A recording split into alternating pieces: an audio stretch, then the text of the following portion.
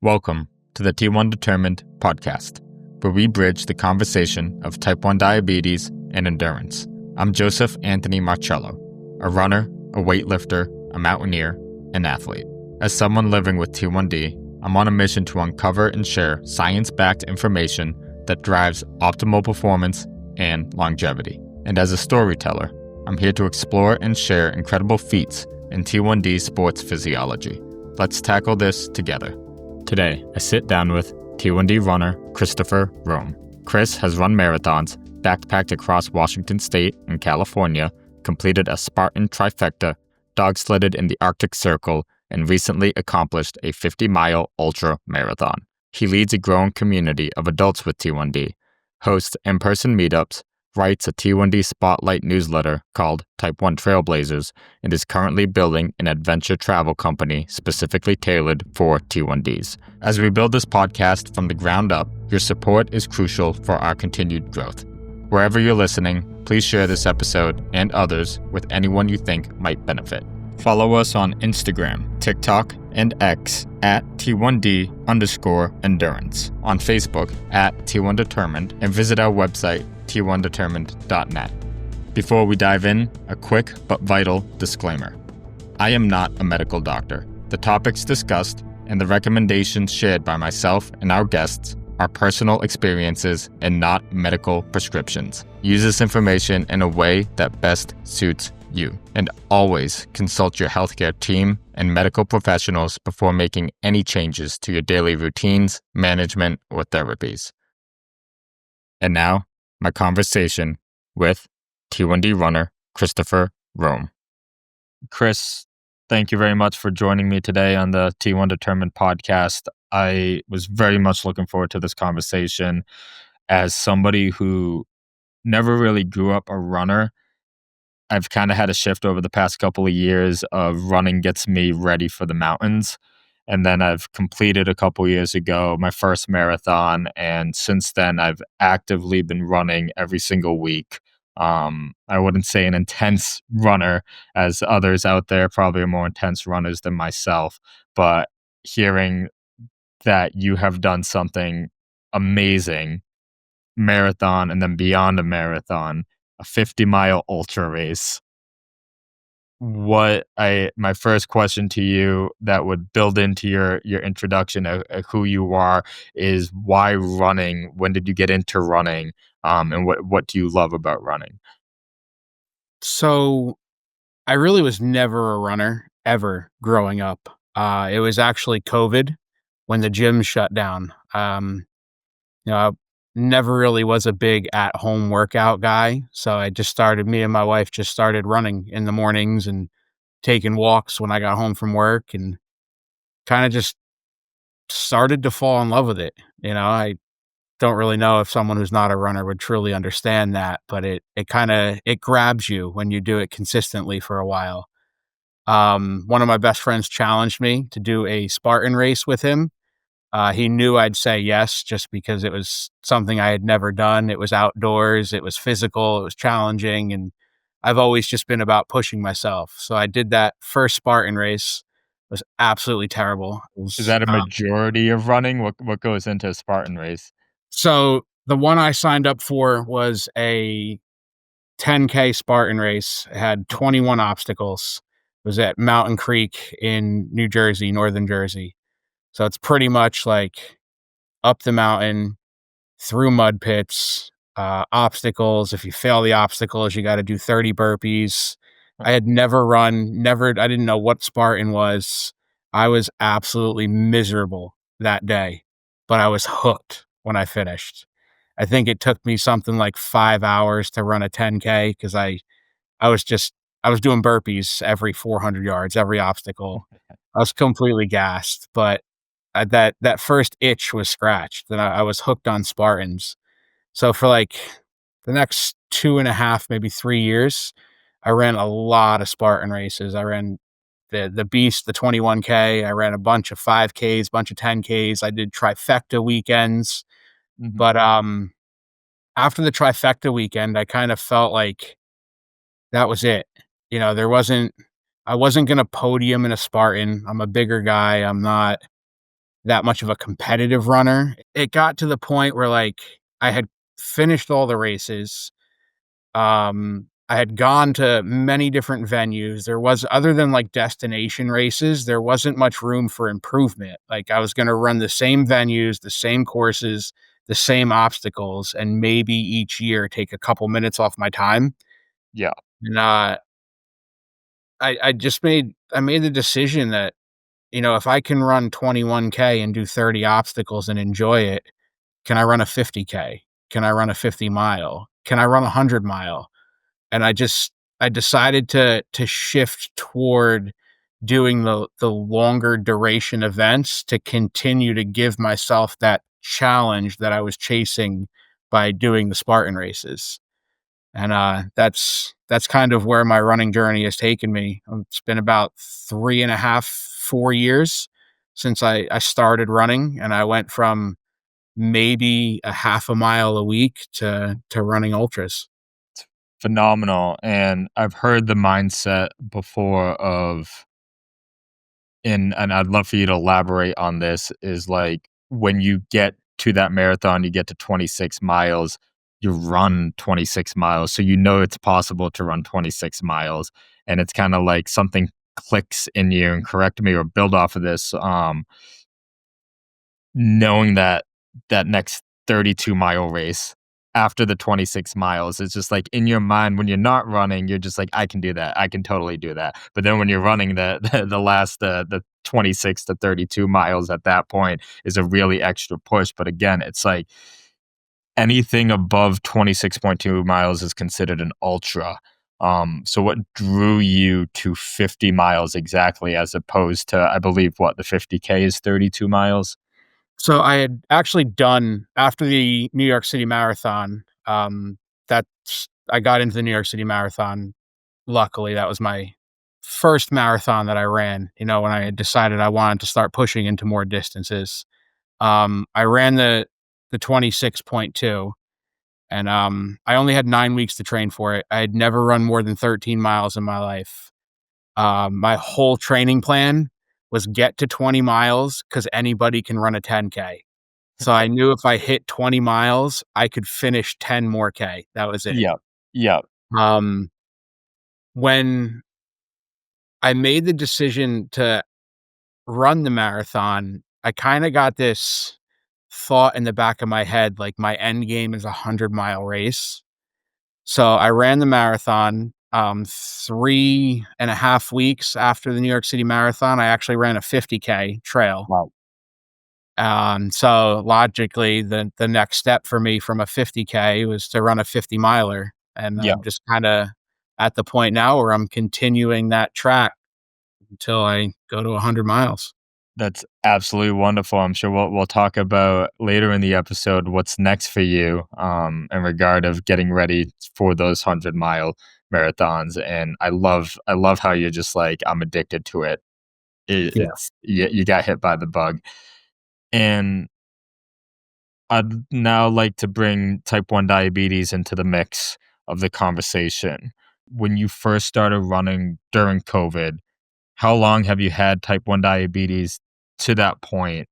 And then what did you notice about your type 1 diabetes, what you had to manage while you were initially running during COVID, and then how that progressed over time? So I got diagnosed in January of 2000. Mhm. So I've had diabetes for a little over 25 years. When I started running, I was about 20 to 21 years type 1 diabetic. Um, when I first started out, it was a much slower, like, base build process. Like, I had to get my body used to running. So there really wasn't too much of a difference on the type 1 side for me. It was a Yeah. lot of like 30-minute zone 2, low impact, short runs, like just getting into it. But when I started running the Spartan races and then upping the distances, that's when pretty much everything I knew about type 1 diabetes got thrown out the window. Like, fueling, pre-run, intra-run, post-run, basal rates, corrections, everything that I had to figure out, I had to figure out on the fly. Mhm. And as a type 1 diabetic, and I'm sure a bunch of people listening are type 1 diabetics, no 2 days are the same. So you Correct. really, it was a very long trial and error process of finding the course of best action. Yeah. It was like trying different fuels at different times, trying different basal rates, and like over honestly probably hundreds and hundreds of training runs, I've been able to narrow in what works best for me. Yeah. So what works best is not always what's going to work best on race day, but at least I know where I'm starting is what has worked the majority of the time when I do these kind of events. So it kind of takes a lot of the guesswork out of it for me to start. Yeah. And then obviously in the race, everything that can go wrong does go wrong and you have to react. But at least having that solid starting point where that this is where I need to be IOB wise, insulin on board, where I need to be correction wise, where I need my target glucose to be during the runs, how many grams of snacks. When you have all that dialed in, it takes so much off your plate for you to be able to fall into that so-called runner's high, where you get in the zone. And then in my experience, it is so much easier to react to diabetes when you're in that zone than to start with all of that in your head.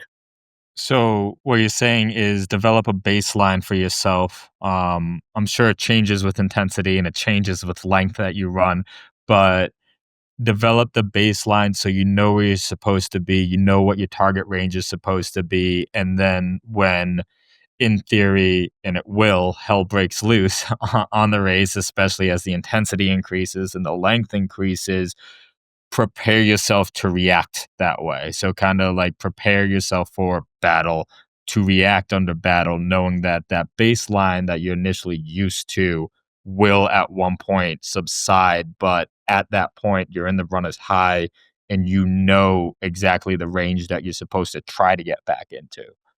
Yeah, exactly. So, like for me, for example, if I'm doing one of the endurance runs, like say Yeah. what we'll talk about the ultra. So when I ran the ultra, I knew it was going to be a lot of hike, run, walk. Hike the uphills, jog the flats, run the downhills.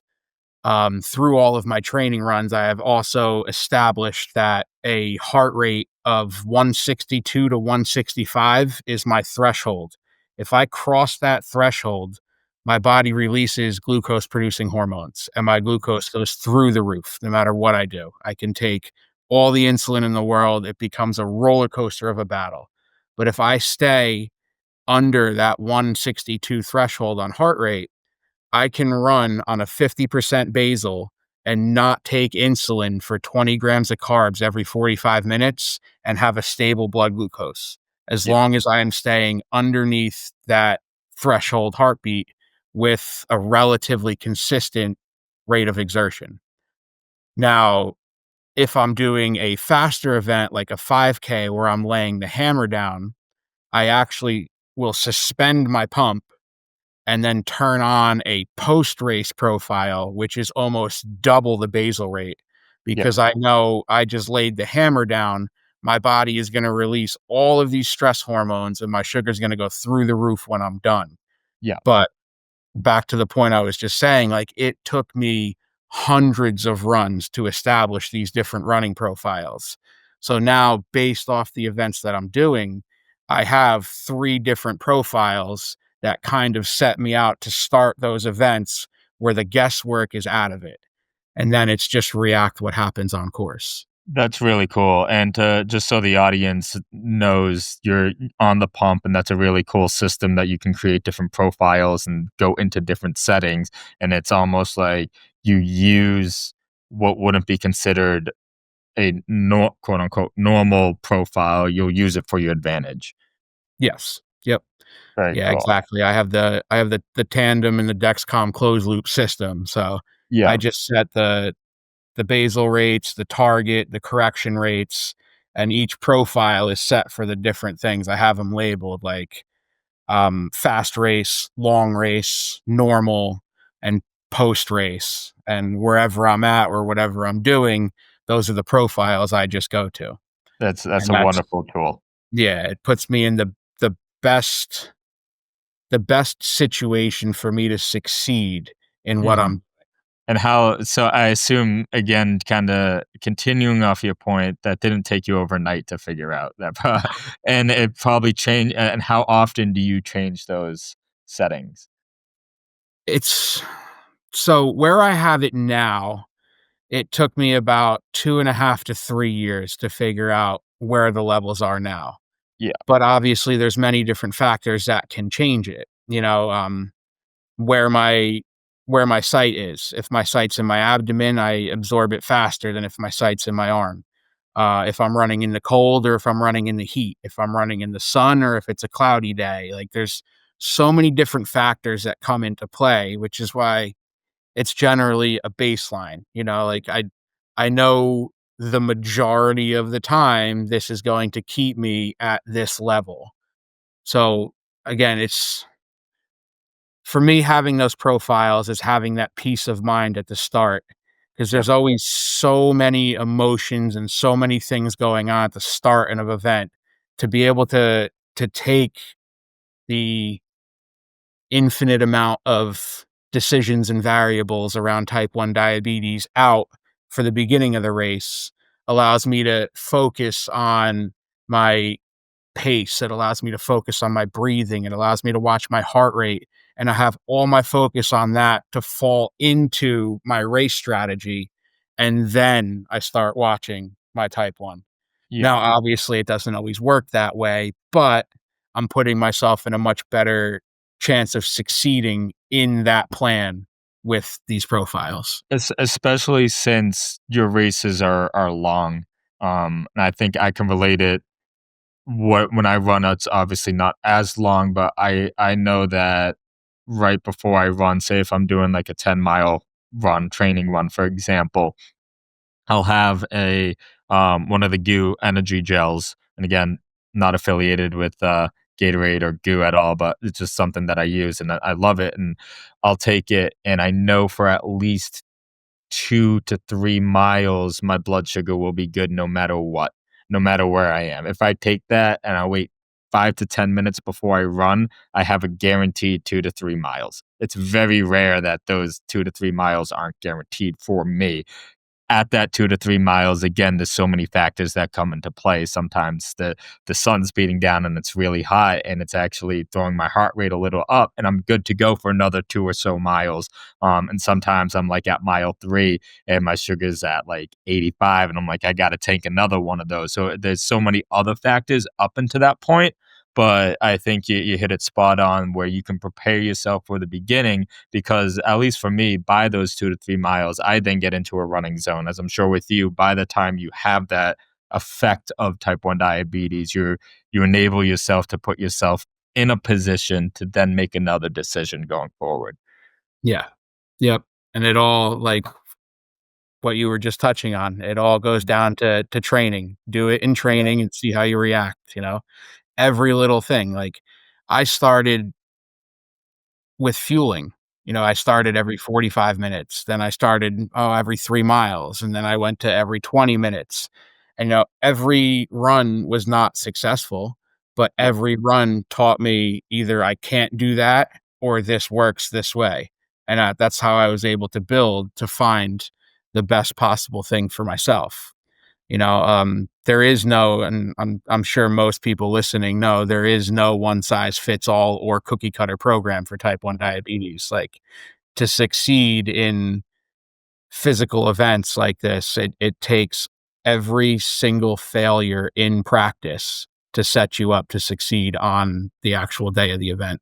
So let's talk about your most recent 50-mile race. Um, you've and you've expressed in your blog post before this podcast that this race has changed you as a person. Can you express how before the race, getting up to the race day, getting up to that start line, and we're on the topic of training, how a race is so much more than a race. A race is the training and everything that essentially a race, at least to me, is everything in your life that has gotten you up to that start line. So when you first signed up for the race, the training of the race, can you express your transformation already up into the start line, even before the race started? Yeah, there was a lot of ups and downs before the starting gun went off. I got to give a shout out to my wife. I have 3 very young children, and she knew what the training block was going to be and knew how much it meant to me. And she she agreed that it's something that I need to do for myself. Mhm. And she was amazing in the process with all the training. Good for her Um, and good for you. I think yeah, that's a thanks. having a team like that, that's really powerful. Yeah. Yeah, so it was a 20-week training block. When I found the race, so I did the race in the spring. I did it May 3rd. My goal for this year was a 50-mile race, and I've been lucky enough to be on the starting line for Berlin and Chicago marathons in the fall. Yeah, So with my goal being the 50-mile race this year, I had to find one in the spring because there's no way I could have packed the race schedule at the end of the year and still been walking. yeah. Um, So I found the one in May. It was pretty close to my house, which made it easier for my wife to agree because I didn't have to fly anywhere. But it was a 20-week training block. Um, when training started, the longest I had ever run was the 26.2. So with 3 young kids at home, working a full-time job, and the stuff that I do on the side, me and my trainer very quickly realized like I couldn't put in 3, 4 hours on long runs. So we had to come up with a different plan to be able to hit the mileage required to build the stamina. Um, we decided the best course of action was going to be a long run followed by a fatigued long run the day after to simulate those later miles, 30, 35, 40, so my body would get used to being tired and running tired without having to do it all in one long spout. Mhm. Um, broke the training block down into the 2 long runs, and on the weekend, I would do threshold intervals. So it would either be 20-10 or 15-12-8, heart rate threshold level for those times, and then a 3-minute cool down walk in between. That was just meant to generally increase the pace that I could run comfortably at the level I wanted to be exerting on race day. We did that for 20 weeks, building up and down different mileage, taking taper weeks, the typical running Yeah, plan, without trying to overload, but to get me in the best possible place to succeed. yeah, When I first signed up, I thought it was a phenomenal idea. And then I started training. And I spent the next 20 weeks wondering if I really made the right decision or not. yeah. Um, Not that I didn't want to do it, but there comes a point where getting up at 4 a.m. on Wednesdays and 4 a.m. on Thursdays to log 15, 18, 20-mile runs every single week, it's just, you start to question, why am I doing this? Mhm. But I've learned in those moments is where me personally, I need to lean into the training even harder, because when I lean into the training even harder, I remember my why. My why is very simple. It's, I don't want my kids to ever see me not do something that I want to do, either because I just gave up or because I made an excuse on why I couldn't do it. It's Yeah, kind of the same thing around what we're doing with the type 1 diabetes community. We're going out and doing the hard things and showing others that just because we have diabetes doesn't mean we can't do it. I kind of bring that same mindset and that same mentality into my home as a father for my children. Ab Um, I think that's absolutely inspiring and absolutely important. That is more than enough to get you motivated, and I think we have one life, and we know, especially as type 1 diabetics, how fragile that life is at any moment, and the why is because we can, and then when we set out to do it, it's to show that we won't stop until we get it. I'm under a very similar mindset, and I think I want to do it. I want to showcase it. And part of T1 Determined, part of Type-1 Trailblazers is to inspire other Type 1 diabetics. And I also just want to inspire people in general. I mean, I do this for my family because I told my family that I'm gonna do it, and I'm gonna do it with all of my heart, and I'm gonna give it my hardest work. So I really respect what you just said. Thanks. Yeah. I mean, that's whenever I start to doubt or question, I look at a picture of my kids, or I think about when I was a younger type 1 diabetic, and I'd be afraid, not necessarily afraid, but I'd be hesitant to do things. I think about what it felt like in that moment. And then I remember what I'm doing. I remember my why, and I push through it. I had a lot of those ebbs and flows in the training, but Yeah.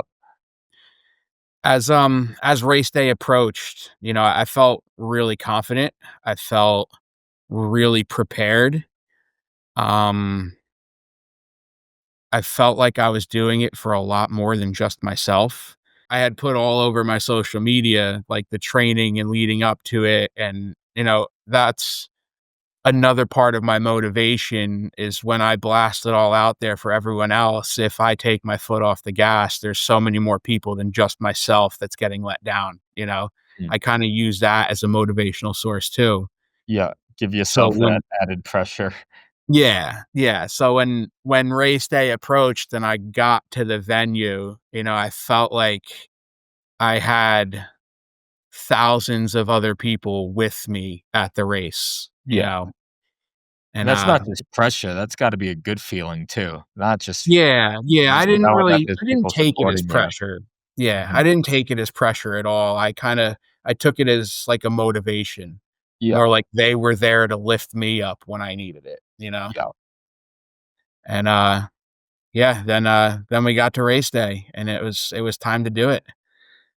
Um, and you step up to that starting line, training, it's already seems like it was a grind to train, and it just fortified your mental strength.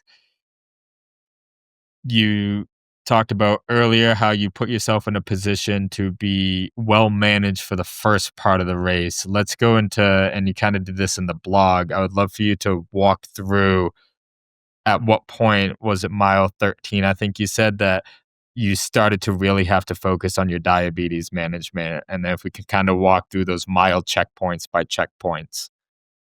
yeah, yeah. So the race started out great. Um, we started right as the sun was rising over the mountains in New Paltz, New York. Yeah. Came out the gate down a gravel path, tree lined. We hit the valley. The sun was shining through the fog. It was like every runner's dream. Like, oh, it's gonna be great. I love it.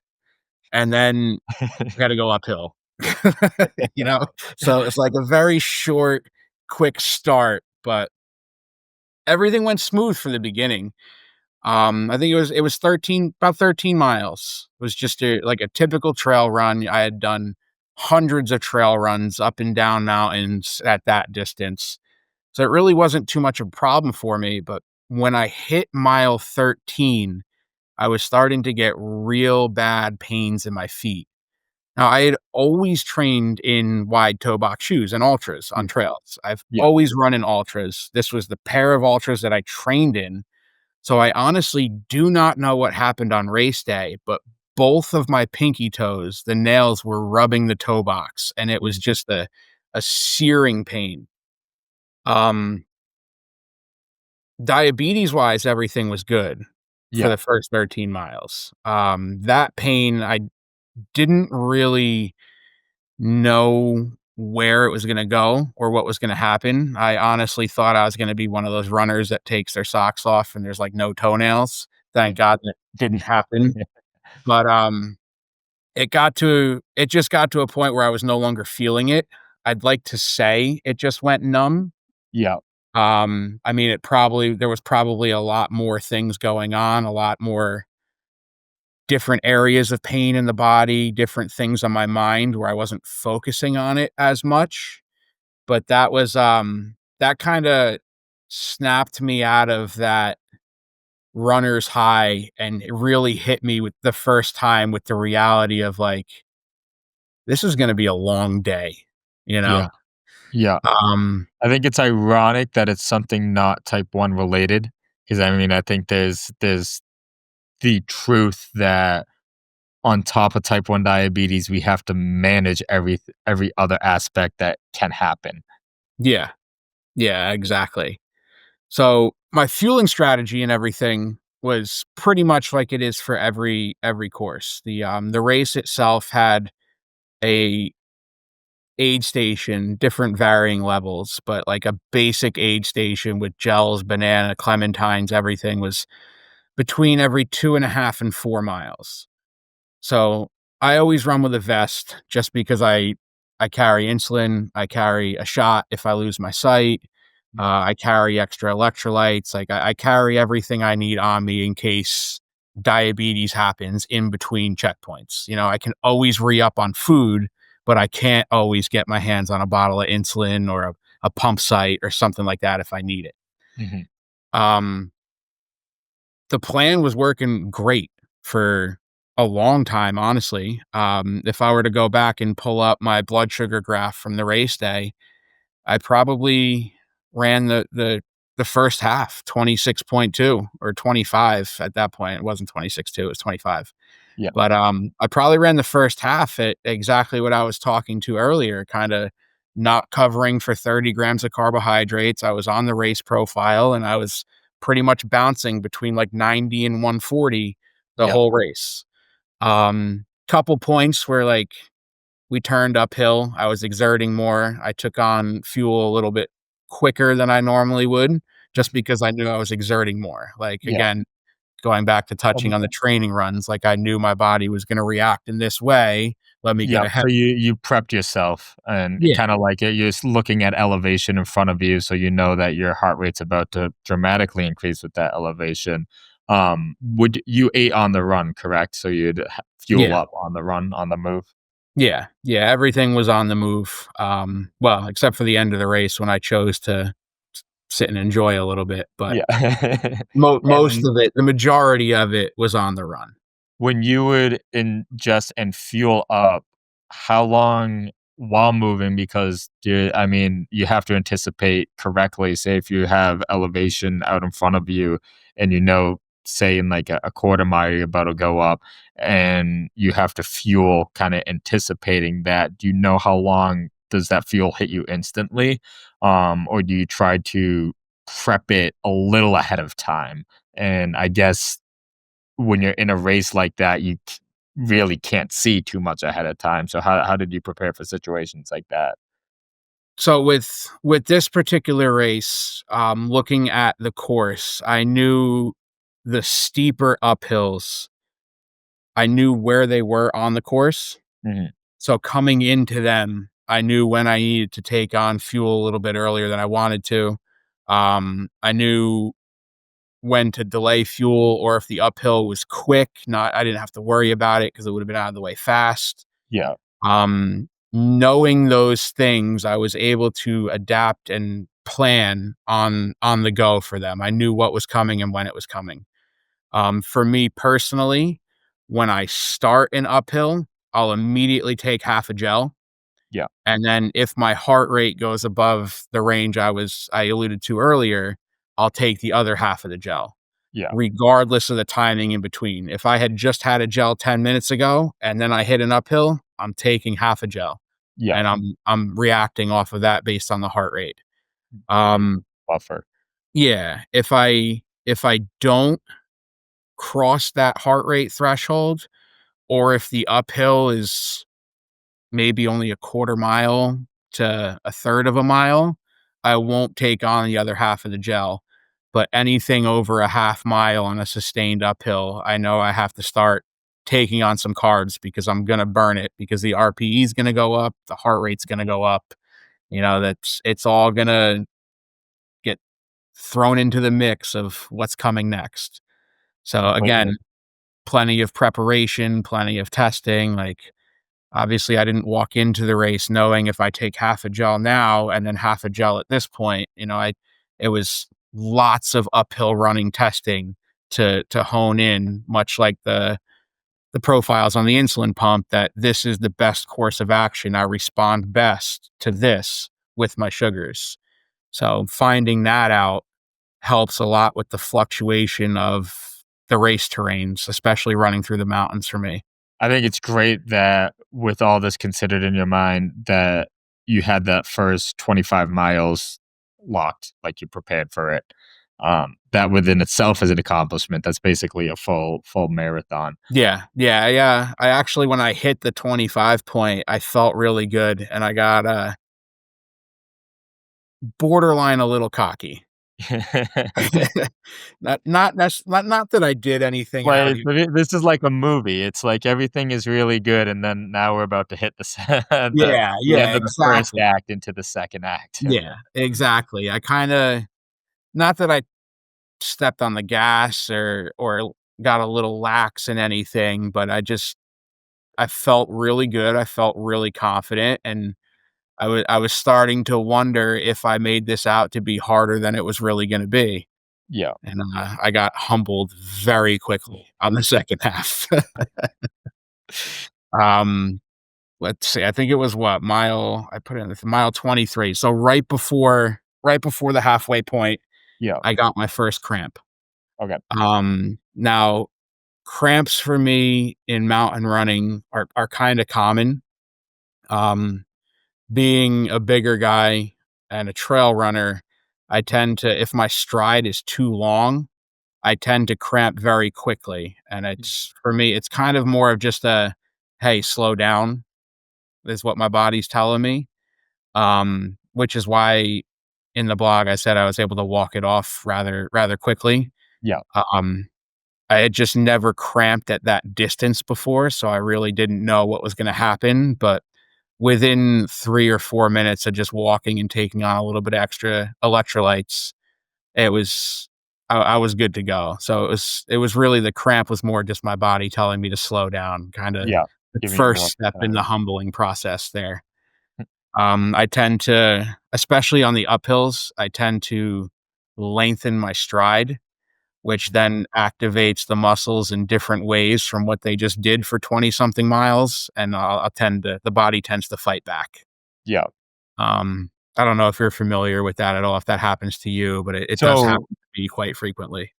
lately, I've been, especially, you hit a very relatable point on the uphills. Is you're taught to shrink your stride on the uphill so you can conserve energy. And lately, in my training bout, we'll talk about my training bout later. I've been kind of under the assumption, or at least for me, hammer the uphills, which means keep the long stride and then hammer the downhills, but slow down on the downhills and let the gravity take you. That's kind of been what I've training. And I've realized that when I've been taking the uphills, I have been cramping at the top, and it's almost like I'm trying to fight through it. And again, I'm doing this for speed. So I'm trying, and I'm not doing it as long as you are, and we'll talk about what I'm doing later. But I noticed that when I do the opposite of what I'm taught to be conservative on the uphills with the stride, I lengthened my strides on the uphills and really hit extra hard. By the time I'm up on that on the crescendo of that uphill, I'm cramping and my heart rate is really high up. Yeah. Yeah, that's pretty much exactly where I get the cramps too. Yeah. So, like, I don't necessarily hammer the uphills, but when I move into a hike, I'll tend to, my hiking stride will almost be double Yeah. what my jogging stride is, and that's where I get the hamstring pulls, not Yeah. pulls, cramps. Yep. Yep. But Yep. that was that was the first of many issues that popped up in the second half of this race. Um, Coming out of the halfway point, at the halfway point, I had my first dry bag. So I Mhm. was able to get some biofreeze. I was able to change out my socks, change my shirt, get some fresh clothes. It's absolutely amazing how much dry, fresh clothes do to your spirits in an event like this. There's really, I didn't take on much extra food. I didn't sit and wait for a long time, but just Mhm. getting in there in 7 minutes, having a banana, putting on fresh clothes, and heading back out on course, I felt like a completely different runner. Yeah, Um, came around couple mountainsides, and as we turned to go up to the ridge line, I started to hear some distant thunder. Um, I knew there was thunderstorms forecasted for the afternoon in the area, but I had no idea what I was about to be stuck in. I got to the ridge line, and the thunderstorm was literally on the ridge line. Like, I was watching the lightning go sideways through the clouds before it was coming down. that's insane. And the heavens opened up. I'm Yeah. talking like midsummer 90-degree Florida monsoon rain. Yeah, which is Um, completely is, like, totally more dangerous on a ridge line where you're level where the lightning's happening, and then you're going up and down trails that you have rain that hard. I can imagine the concern of flash flooding and muddy trail conditions instantly hit your mind. yeah, yeah, and I mean, on the ridge line, all the water's coming down, so if I'm Yeah. not directly on top, I'm running through all the runoff. I went from happy and dry, fresh clothes to miserable, soaking wet. My clothes were probably about 25 pounds added weight with all the water they were holding on. Um, Within maybe a quarter mile of this starting, I came up on a group of about 7 runners and a park ranger. The park rangers actually closed the course for the safety of the runners, Huh. but they didn't take us anywhere. They told us we had to stop and wait out the storm. So there were 7 of us on a ridge line in probably about 60 degrees, driving rain, driving wind, lightning everywhere. We had just run 30 miles, and now we're told we have to stop and wait this out. Everyone was starting to jackhammer with hypothermia. Yeah. It was brutal, and we didn't know what was gonna happen. Most people started to lock up. Some people really started, we really started to worry about hypothermia. Um, I kept moving the whole time. I reactivated my normal profile because I knew at the conclusion of the physical activity, my body tends to go higher. My blood sugar tends to go higher as my body starts to release all the hormones post run. Yeah. So I activated the normal profile. We ended up being held for close to an hour. It was probably somewhere between like 55 and an hour 5. That's a They long held, time to yeah, pause on with the the length side of that you have left and the length that you went and just mentally knowing that you weren't ready for a pause that long. yeah, it killed a lot of the runners. The other 6 people I were with were wondering if they were even gonna finish the race, like, Yeah. let alone them opening the race, like, were they gonna be able to carry on with this break? But this is where my training really helped me, doing those back-to-back days, training fatigued. Mhm. It was literally just like another training week for me. Like, I ran 30 miles, I had that hour break, now it was time to start running again, and there was really no difference between a 24-hour break and a 1-hour break for me because Yeah. I was just used to that. That is how I Yeah. trained. And Now especially that 1 hour break not only probably felt like a 24 hours, but that's a totally different 24-hour break going home to a 1 hour break in the middle of a storm yeah. confronting hypothermia. Oh, yeah. It's not really a break. Yeah. Yeah, so, I mean, obviously, the training plan wasn't around getting stuck on in a storm, but Yeah. the way that we structured the training allowed me to excel at the start Mhm. of no, the restart of the suspended race. So I came out the gate flying. Yeah. I was picking up places left and right, passing people left and right. Like, people were walking, people were hobbling. They couldn't get loose again and get going. Yeah. And, I was just picking up places left and right. The only the only downside was I now had to run in those soaking wet, heavy clothes for the better part of 8.5 to 9 miles where my next dry bag was. Yeah. Um, 2 or 3 miles after the restart, I think it was around mile 33 or 34, the weight of the soaking wet clothes ripped my pump site out. And this is where all the fun began, because now I no longer had basals. I no longer was getting insulin. Yeah. I no longer could take any insulin for any kind of food. Well, through the pump. Yeah. I had to switch. Thank God I through trial and error. Like, I've been caught in situations before where I didn't have this, but now I always run with shots and a bottle of insulin. Yeah. So I had to switch mid-run after 33 miles and go MDI for the rest of a race.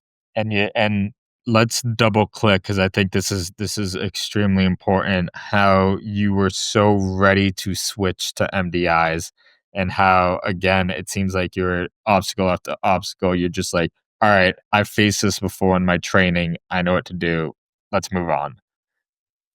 Yeah, so I've had plenty of training runs, especially like summer training runs. Mhm. CGM pump sites, they come out with sweat, they get caught on branches. After that first time that I got caught with no insulin and had to and like stop a run, Mhm. from always carrying that on, I've had enough exposure to this situation where I knew I had to immediately shift my target glucose to 180 instead of 140. Yeah. I have to give myself that extra 40 points of sugar, like almost like a buffer, Yeah. because my body reacts much quicker to MDI with, I mean, not necessarily microdosing, but corrections than Mhm. it does with the constant slow drip of the basal insulin delivery on the pump. Yeah. So I immediately took on some food to get my sugar up that way. I took a very little bit to make sure I had some insulin on board, because running with no insulin on board, I found, is very detrimental for me. Mhm. Insulin is what carries the fuel to the muscles. Yeah. So if I'm running any kind of distance with no insulin on board, doesn't matter what I'm taking on, I'm not getting the nutrients to the muscles to use for the activity. And you So pose a risk of going or building ketones even if your blood sugar is mhm. in range. Yep. Yeah, exactly. Dehydration becomes very easy, ketones become very easy. Your body's not getting the fuel, so you're gonna end up bonking very quickly. Mhm. Um, so I think I only took like 1.5 or 2 units just to get some insulin on board. I wanted to see how that reacted, because at this point I had never had to switch to MDI after 30 plus miles. So I was kind of in a no man's land, just kind of Can imagine leaning. your body was a lot more insulin sensitive. Yeah. Yeah, I'll get to that in a minute. Yeah. But, yeah, I was just kinda leaning on the base of knowledge that I had from when this had happened in the past going forward. Um, to touch on that point now, going MDI, it wasn't necessarily the insulin sensitivity that got me, but at Mhm. that point, I mean, it could have been a multitude of different factors at this point, but I couldn't eat enough to keep my sugars up when I lost the pump. Now, granted, the pump gives me automatic corrections and automatic basal increases with the closed loop system, Mhm. but the fluctuations that I started to experience with MDI were to a level have never had before. When you rage bolus and you kind of just spend the next like 3 hours chasing everything. Yep, and That it's was just the going last. up and down, and you're taking insulin to correct the high, and then now you're eating sugar to to Yeah, correct the low, and it just keeps on bouncing. yeah, that And was that the probably last. had a combination of being how far you were into the race and the fact that your body just completely switched up its method of insulin, how it's receiving insulin. Yeah, yeah, 100%. I mean, there's probably a whole bunch of factors that I'm not even aware of at this Mhm. point, but the last 20 miles, it was literally a roller coaster for me. I was burning through fuel so fast trying to keep, not that I needed the fuel, but to Yeah, keep my sugars up.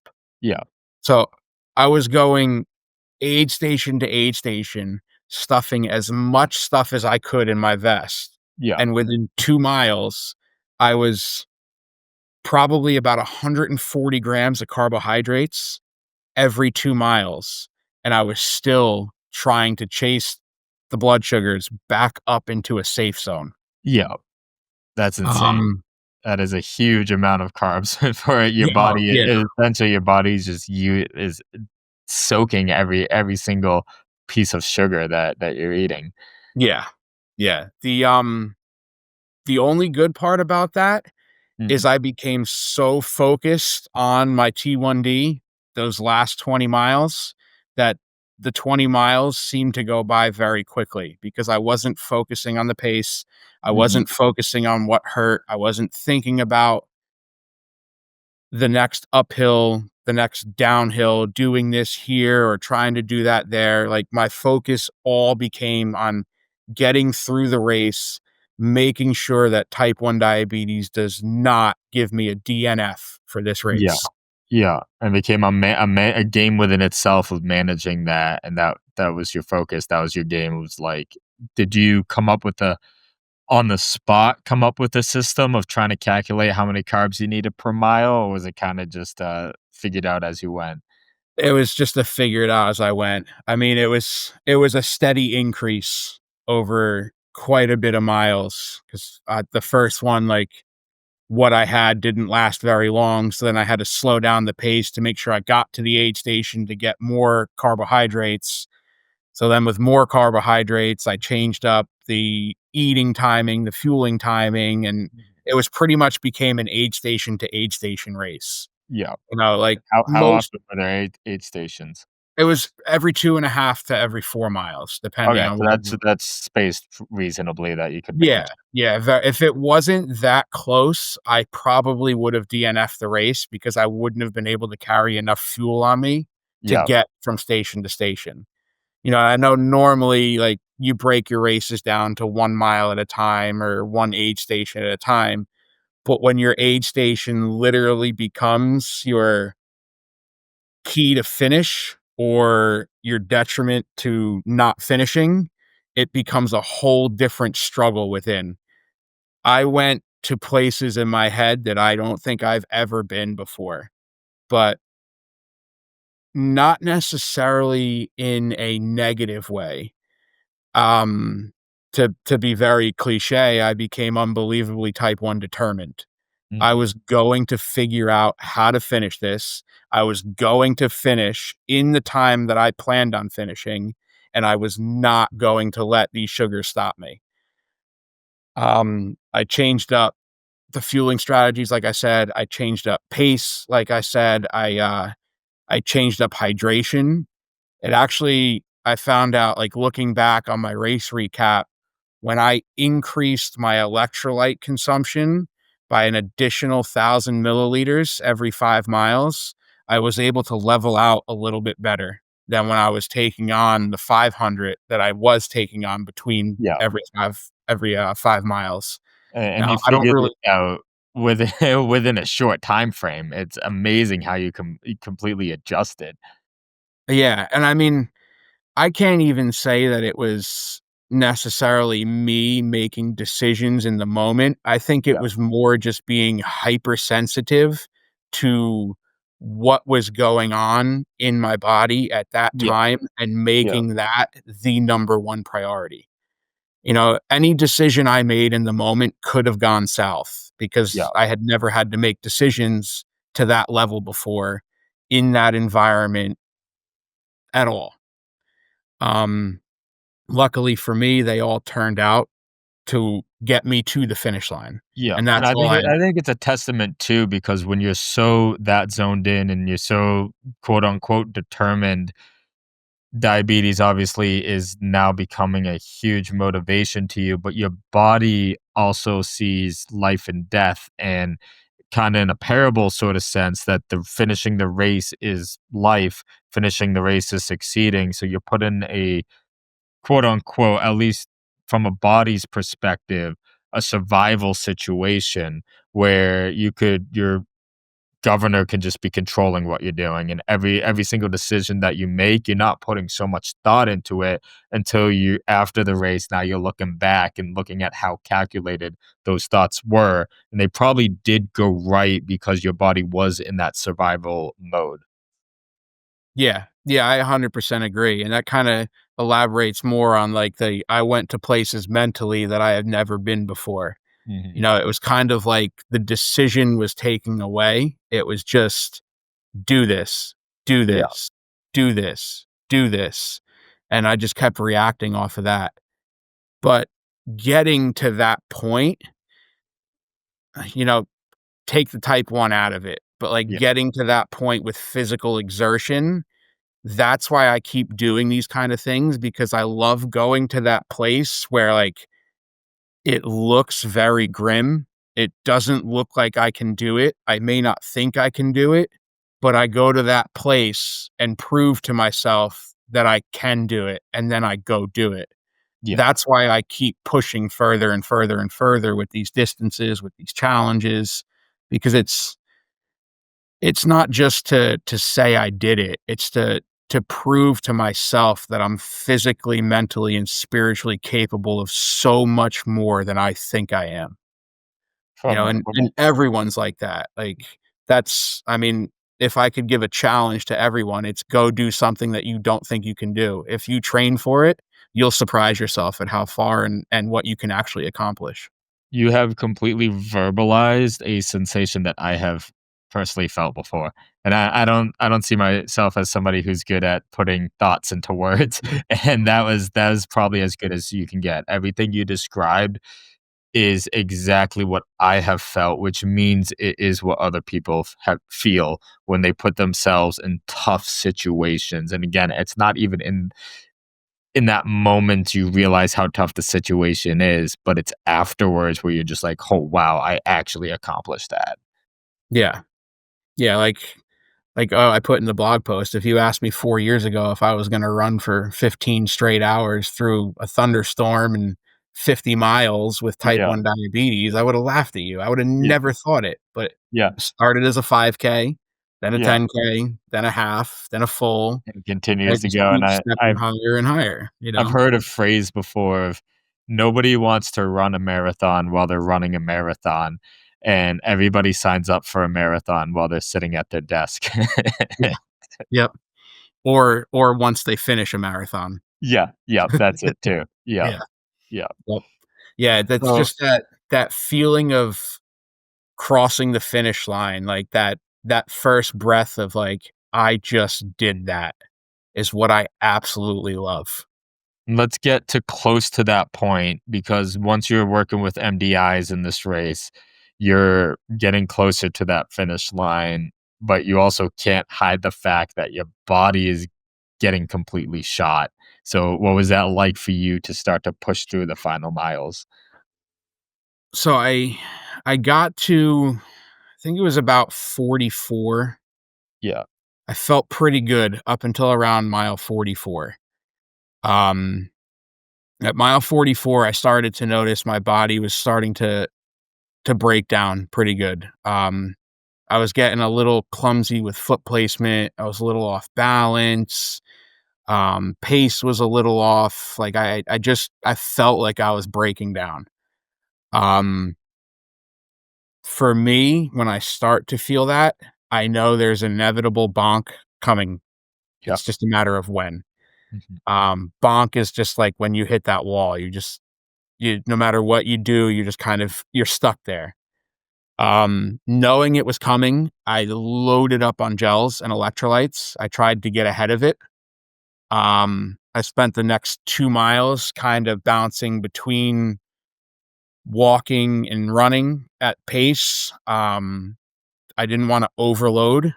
I tried to ease my body back into it, but at, like, 46 and a half, my body just stopped responding. I was running on the trail, and the tops of my feet were dragging on the dirt, like, my feet wouldn't Yeah. respond. Yeah. Um, at this point, I knew I was way under the cutoff time, that I could walk the rest of the race and be way underneath the time and finish comfortably. I tried to push it like another maybe mile or so, but the sun was starting to set. Mhm. So at that point, I said, You just ran 47 miles, the sun set, you're alone in the woods, in the dark, your pump's out, you're on shots, like, walk the last 5K. It'll be okay. You'll finish this race. Like, and no one other than you is going to be mad that you finished at 15 instead of 14:30, you know? Yeah. Yeah. So I put the headlamp on. I was walking through the woods, pitch black, literally can hear every sound around me. It was unbelievably creepy. I don't know if all my senses were heightened from what I had just gone through, Mhm. or if it was just the fact that there was nobody around me on the course, so I was just so alone in the dark. Um, I just kept telling myself one foot in front of the other, like, you're gonna finish this race, just don't stop moving. Um, Finally came out of the single track of the woods, and I could hear the crowd. Looking back up that tree-lined roadway that we started the race on, Yeah. I could see dozens, if not hundreds of people starting to scream and go crazy because they saw my headlamp come out on the trail, and they Yeah. did that for every single finisher. And once I heard that roar of the crowd, all bets were off. I Yeah. no longer was sluggish. I no longer was dragging feet. I felt like the starting gun had just gone off. Yeah. I ran that last mile, literally tears streaming down my face because I knew I had just completed something that I did not think I was physically capable of doing. And I crossed that line on a run with hundreds of people cheering for me. That I is so finished amazing. with a blood sugar of 132 Wow. and proceeded to, as another type 1 diabetic that I know calls it, land the plane post run. Yeah. Didn't skyrocket. I didn't crash. I landed the Yeah. plane great. And, it was an unbelievable experience for me, both physically, mentally, for my diabetes control. It's honestly hard to put into words what crossing that finish line meant to me. I actually got the finish picture printed out, and I videoed the people videoing me, and you Yeah. can see tears running down my face. Absolutely astonishing, absolutely amazing, absolutely inspiring. I think everything that you've talked about up until this point, you talk about pushing through mental fortitude. It really is a mental game at the end of the day. It's like every physical aspect, especially with type 1 diabetes, you can figure it out as long as you push yourself mentally through it. And I have to give you a massive amount of respect for knowing your body and completing and finishing the race and understanding your safety. Because there's a margin of risk that goes into, hey, if you continue to run where you told yourself, I'm going to finish this race no matter what, let me slow down my pace, you took away that risk of something seriously bad happening to you, and that risk then falls on your family, that risk falls on your followers, there's a lot of people out there who, if something happened to you, they're like, oh, type 1 diabetics can't do it, but you took in knowing yourself and your body, and I mean, you completed the race. It's it's a very inspiring story. I'm lost at words to hear it, and I just wanna emphasize the amount of respect that I have for you knowing yourself and kinda controlling yourself in the situations that you needed to. Thanks, I appreciate that. You know, it's always for me, it's always a battle with me. You know, it doesn't matter where I finish, how I finish, as long as I finish, I won the battle with me, and that I'll take that every day over a podium in an event like this. Yeah. I mean, when it comes to 50-mile races and something that's that intense, it's not about the podium, it's about actually doing it. I Yeah. think anybody who does it is doing it as against themselves, they're not doing it against others. Yeah. Yeah, exactly. And like I said, that's why I keep doing these things because I completed the 50 and within a matter of 2 or 3 days, it's like, okay, what's the next one? Like, what am Yep. I going to do Yep. next? It's it's a and I think before we jump on to what's next, because I know there's a lot in your future, I just wanna double click on what you might emphasize and maybe what a good advice for other type ones out there would be beyond that the physicality that happened to you, and you reference in the blog as, I believe, like, leaving part of your soul. If you can just kinda elaborate on what in in all, what that race taught you, and then if you were to pinpoint one little aspect for other T1D athletes out there, what you would tell them about doing something that's as mentally taxing or not, something that's their personal goal. So I guess the best way that I can articulate it is when you get to a point and you do something and you don't think you can do any more, you create that ceiling for yourself. But the reality of it is that ceiling is just the floor of the next level. You know, it's just a matter of taking one step to change that perspective of what's truly possible. You know, when I said that I left part of my soul on that mountain, I left part of my soul that didn't think that I could complete a race like this behind. I left those limiting beliefs. I left those doubts. I left any negative self talk that went on through those 15 hours. I left on that mountain and I walked away a stronger, clearer, and more determined person completing something that I didn't think I can complete. You know, so when I say I left my soul, part of my soul on that mountain, it wasn't like I left a good part of me. I left the part of me that I no longer need to carry with me. Mhm. And I think encouraging those to kind of put themselves in challenges, challenging Yeah. yourself like that. I agree and I relate it to mountains. It makes you a better person in the end, I guess is the best way to articulate it. And I can count it's almost the times when I'm in serious situations and then I make it back to safety where I'm just like a part of me matured from that situation, and then the less mature version of me was up on that mountain, and now it's like I know a little bit more about myself after it. Yeah, you've grown. Yeah. Yep. And it doesn't have to be a race. You know, it could be a trip you're afraid of taking because you don't know how you can manage type 1 diabetes overseas. It could be a day hike with your family. It could be a day canoeing or kayaking, trying to figure out how to handle pump or shots on the water all day. It's that whatever that challenge is whatever you're hesitant of doing in life. It Yep. doesn't have to be a physical event.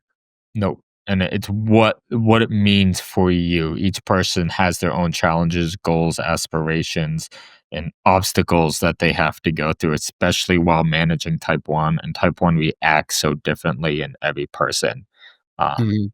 so when as a type 1 diabetic, when you're doing something as tremendous as this, it's just ever more. huge congratulations to you, Chris. Thanks. Thanks. A little bit of a selfish question, or kind of just like a little more of an anecdote. I'm trying to I've finished a marathon before, and I'm training for another marathon, and now I'm trying to go for speed. And I have this fear that I can't do it. And I have this knowledge in me that I know that I can hit that pace. What would you say? And obviously, distance is different than speed. But if you're talking to me face to face, obviously you are, but on and those in similar situations, what might you say to me, at least either with training with type 1 diabetes, because I'm noticing a lot of things are different as I'm upping that pace, or just the mentality, that the mental fortitude that I have to grow and I have to go through to get there. Because I do have, just to be honest, I have a lot of fear of, like, I'm not gonna do it, but I'm also trying to fight and overcome that fear. Be like, no, I can do it. I've been told I can do mountains before, and I can do it. So, First and foremost, it's 100% mentality. mm, You're not trying, you're going to do it. It's just a mhm, matter of when you will hit that pace.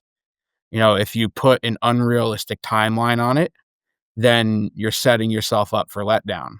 yeah, But if you put in the work, yeah, you're gonna go through the mental up and downs. You're gonna have a day where you don't hit the pace and you're gonna question everything. You're gonna yeah. have a day where you hit the pace and you're gonna wanna run the marathon the next Well, day. both have already happened very early in the training. Right. The best thing you can do is embrace the highs and embrace the lows. When it comes to doing very difficult things that you've never done before, and for this discussion, it's running marathons Yeah, at this pace. You're gonna go through the highs, you're gonna go through the lows. There's nothing you can do to stop them. But all of that ground in between is where all the growth happens. So when you can flip yourself out of the negative mindset into the positive mindset and build off of something, if you can take a bad day and say, okay, well, this didn't work, so maybe I should try this next time. If you keep reframing those positive affirmations toward achieving your goal, you're going to get there no matter what. Type 1 diabetes is always going to hang on to you like a curveball in a back pocket. yeah, Not letting type 1 diabetes be the reason for anything, it's not gonna stop you from doing anything unless you allow it to be the reason that it stopped you from doing anything. Granted, you're gonna have the days where you have to stop a training run or something happens where you can't do the training because of type 1 diabetes, but that's just one day out of the next 12 weeks, you mhm, know? One day is one day. Don't let it become multiple days, yeah, and you'll be good there. Um, like we alluded to in the beginning, every single thing that doesn't work out the way you want it to is a point of learning. You know, I went through hundreds and hundreds of runs to find out what works best for me. And that still is only maybe 50% of the time that works for me. But knowing that 50% puts me in the best possible start on race day to accomplish what I want to accomplish. In the training and everything that I've done, it has been the mindset that has been astronomically more powerful in accomplishing what I want to accomplish than actual physical or type 1 diabetes related stuff. When I was first diagnosed, the nurse came to my bed. I was 12 years old. And she looked at me and my mom and told my mom to let him do whatever he wants. He's a child first, a diabetic second. She said, never get that mixed up. And I've taken that all the way through my life. And I've done everything that I want to do and figured diabetes out along the way. If you stay in that mindset and you stay positive, there's nothing diabetes will stop you from doing. But stay in that positive mindset, and I guarantee you, you'll hit your target time this year. thank you. Honestly, thank you very much for that. And I can tell you that I will take everything that you said, and I take it to heart. I take it to my soul, and I will use that. And I will update you throughout the training process as you will probably be updated. And this is the real reason why I'm doing stuff like this podcast is because like I personally want to learn. And then what you've just told me hits extremely close to home for me. And I know it's going to hit close to home for others. So again, I just thank you very much for that. My pleasure. I love just sharing what I've been through to help other people. That's what it's all about. It's when you can see it be done as somebody who is still towards the younger part of what I hope the younger part of my athletic career, to see people who are actively doing things. I'm just instantly like, I want to talk to you. I want to get your mindset. I want to learn your mindset. I want to grow my mindset from your mindset. Yeah. Yeah, I'm the same way. What you're doing with the podcast is what I do with my newsletter. I wanna hear everybody's story, you know? Yeah. I wanna know what type 1s have accomplished out in the world, and I want them to be able to tell the world what they've accomplished. So let's talk about Type-1 Trailblazers. It is a newsletter. If you can describe what the newsletter is, what the outreach is, and it's kind of like you said, it's very similar goals. There's stories out there of Type 1s doing amazing things, and to highlight it and to show to to give that person a spotlight, and then also to show other Type 1s out there what's possible. So I'd love to learn, or for the because I know a lot about it, but for our audience to learn about Type 1 Trailblazers. Yeah, sure. So Type 1 Trailblazers started as a private Facebook group for Type 1 diabetics to just have a place to come in and share wins, share challenges, share advice with each other to help get through situations. When I created it, there was a bunch of groups out there where it was just a lot of, I don't know what the best word is, maybe spam. You had to filter through a lot of stuff to get to what you really needed. You had to hope that people actually saw your post to get answers to your posts. So I just wanted to create a space where we could all be there for each other, build off of each other, and grow together. And when the Facebook group started to grow, and the more I got to know people in the group, I got to hear some of the things that they've accomplished, and it truly inspired me. And I wanted to give them a platform to tell their story to the type 1 diabetic community without really making them like the highlight in the Facebook group. Yeah. So I created the Type 1 Trailblazers newsletter where each month a different type 1 diabetic gets to tell their account of something that they've overcome or something really badass that they've done as a type 1 diabetic. And we publish that and send it out to a huge mailing list. We publish it on our Facebook groups. I publish it on my page, who I have a couple thousand type 1 diabetic followers. So it gets their story out. It gets them the spotlight. They probably don't even realize, but the people who read it, they inspire. Mhm. Um, doesn't matter what your story is, all walks of life have done things that are truly inspiring, and you never know who you're going to inspire. The past 3 newsletters that I've released, we had a type 1 diabetic Ironman champion, we had a Miss Colorado pageant, and we had a back-to-back 3-week marathon runner. It's Three completely, totally different things. yeah, all over the place, but it's Yeah. like, you never know who's gonna read that. Some teenage girl may read that and be like, "I thought I couldn't do this because I wore an insulin pump, but if this woman can go up on stage for Miss Colorado with an insulin pump on her dress, I can still do that too." Yep. You never know who you can inspire if you don't tell your story, and it's a vehicle for people to tell their story to the world. I think it's amazing. I think we're very much on the same page, and I'm gonna put all the information and links on how to sign up for Type 1 Trailblazers, because I think you and I mean, at least for me, coming from a storyteller perspective, and you seem like somebody very driven by storytelling. That these stories have impacts on people's lives.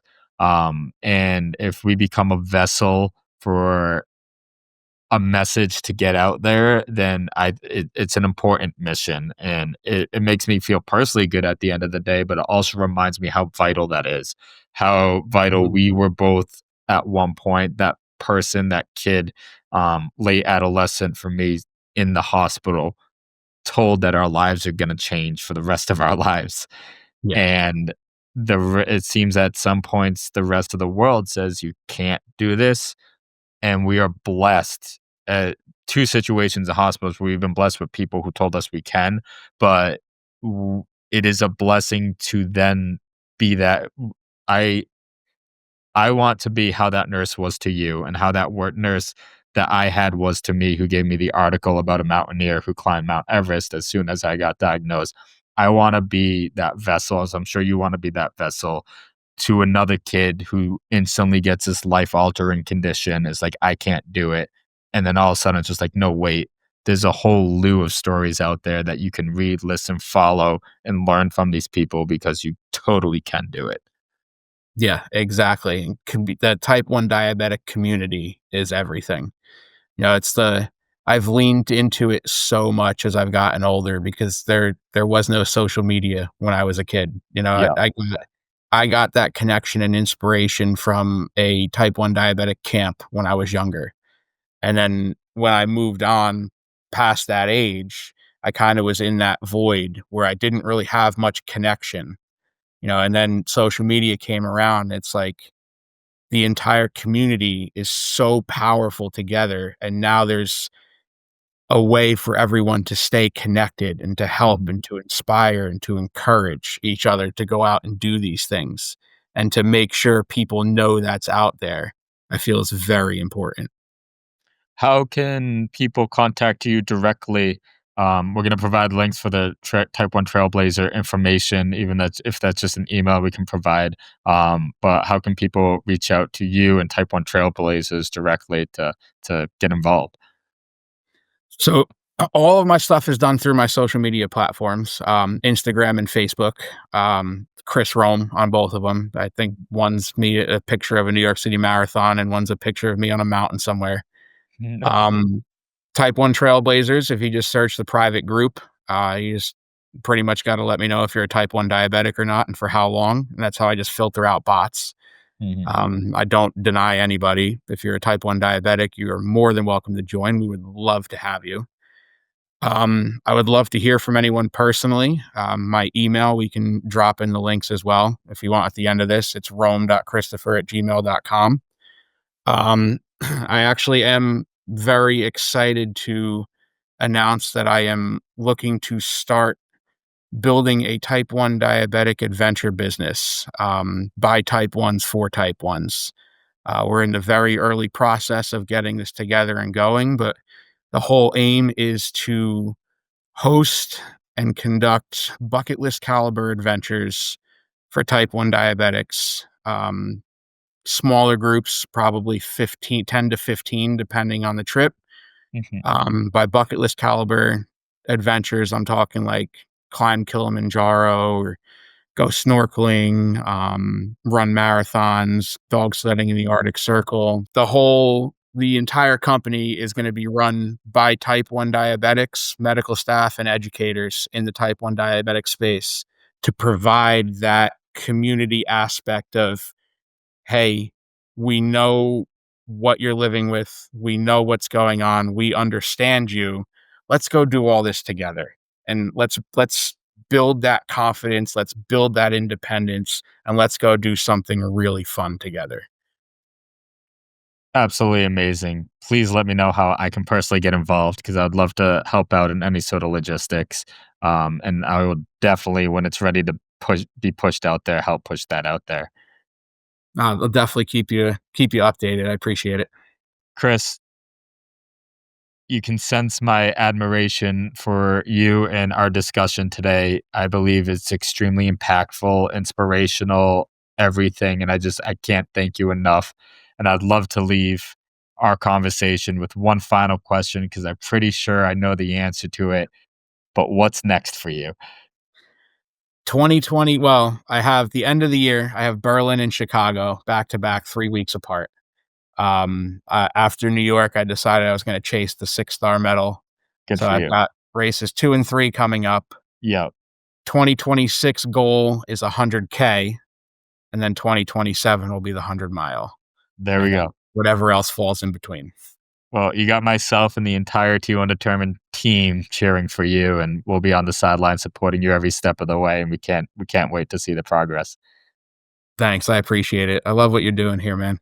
Thank you. I appreciate that, and I appreciate everything you said today, Chris. So thank you very much. My pleasure. Thank you again to Chris Roome. His unique insight into the complex world of ultra marathons and running is an inspiring example of calculated discipline in action. Check out Type-1 Trailblazers on Facebook and sign up for the monthly newsletter. All connecting links are in the show notes. Chris, good luck with your upcoming 2 marathons within 3 weeks. For all our content, please visit T1Determined.net. Connect with us on social media. Find us on Instagram, TikTok, and X at T1D_endurance and Facebook at T1 Determined. Until next time, keep pushing your limits. I hope this helps. Stay strong, stay determined. T1 Determined.